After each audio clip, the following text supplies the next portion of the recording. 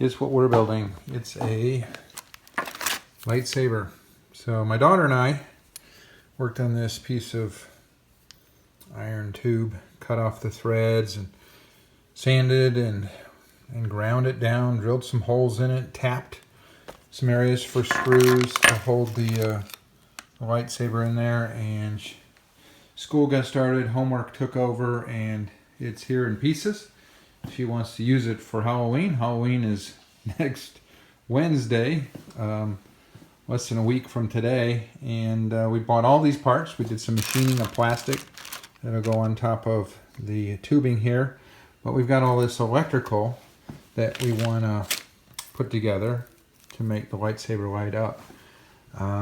We've tested this before. It kind of mothballed for a while, and so she's given me the okay to go work on this without her while she's at school, and because she has so much homework.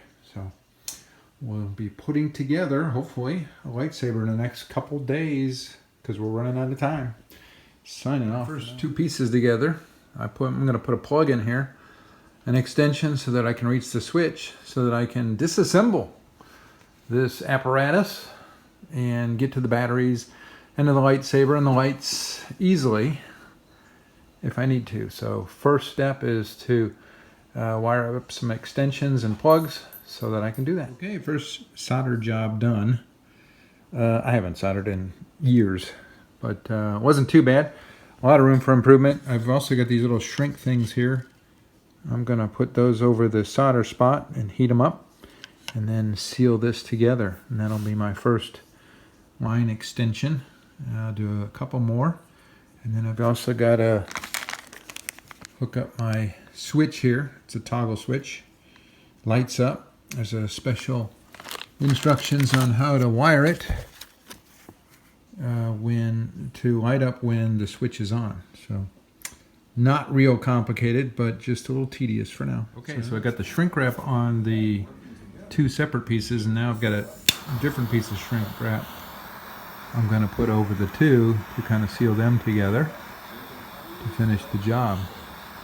Works pretty nice. Quick update. So I've taken this little battery thing that I bought online, and I've hooked some wires to the negative end and to the positive end, and I've put shrink wrap on there. I'm gonna kind of tape these in place, and then I'll shrink wrap these two pieces together, and then I'll connect it with some of my wires I've got over here that tie into some more plugs. So building a kind of a quick modular system. Should be able to assemble and disassemble once I get all these wires in place with the plugs. Sign off for now. So I've added the shrink wrapping, taped it up, I've added some power, and now I'm going to test to see if the wiring works. So here we go. Bingo, we got lights. So we'll just add these to the plugs over here. Continue to make this setup more modular, and we'll be plugging and cranking. Signing off.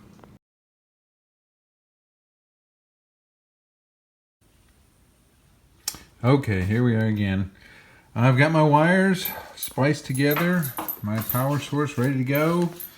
Everything all spliced together, but when I try to fold this into this container, it's too stiff.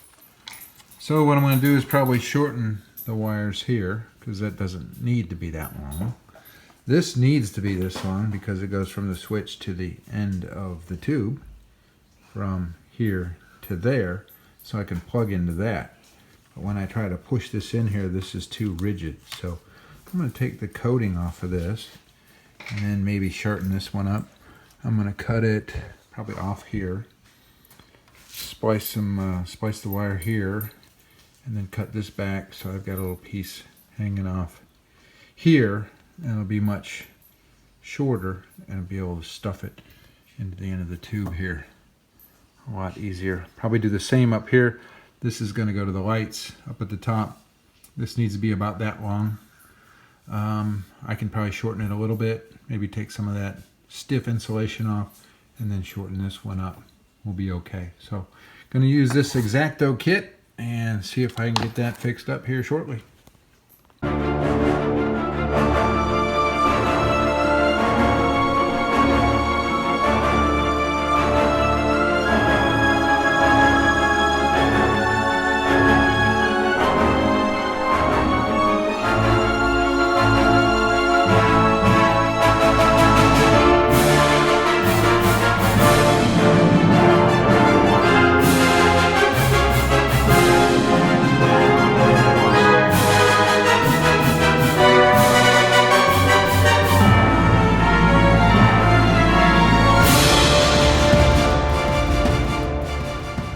Okay, here we are, just before Halloween. We've got the spider webs up, and we've got the ghostly door and the spider webs around here.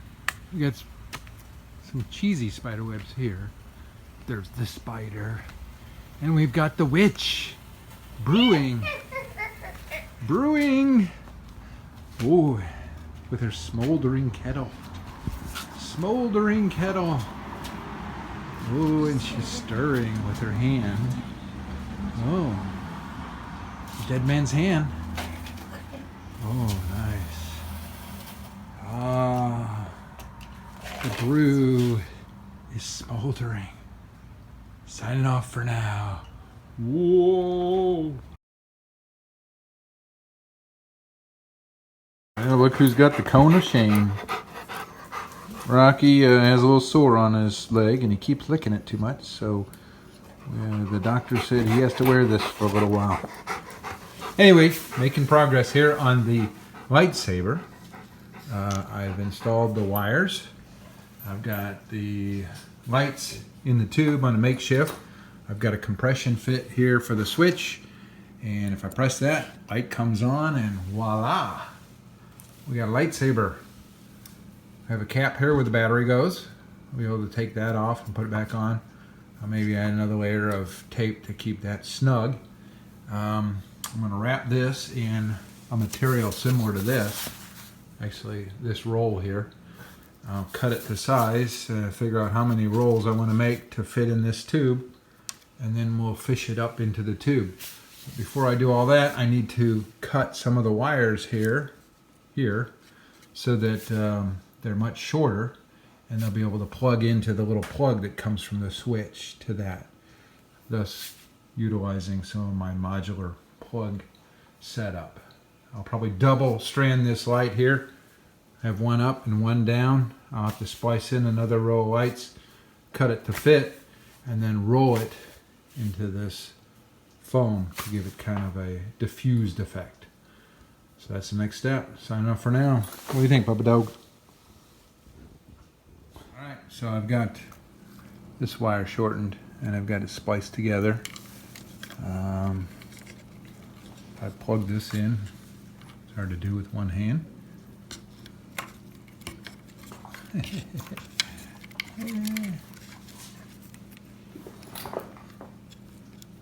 Plug that in, turn it on, still works. So testing my splices after I make them. I've laid out some tape here. I've got my tubing over there and a scary pumpkin, and I'm going to take that foam and I'm going to lay it down here. It's going to be about this wide. I found that this is the optimal width for folding. I'll splice on another piece of LED lights so that I get 72 inches of lights, so that I can go out and then back and then roll that into a piece of foam that's 36 inches long, and then roll that, tape it, roll it, tape it, roll it, tape it, so that it'll fit inside this tube.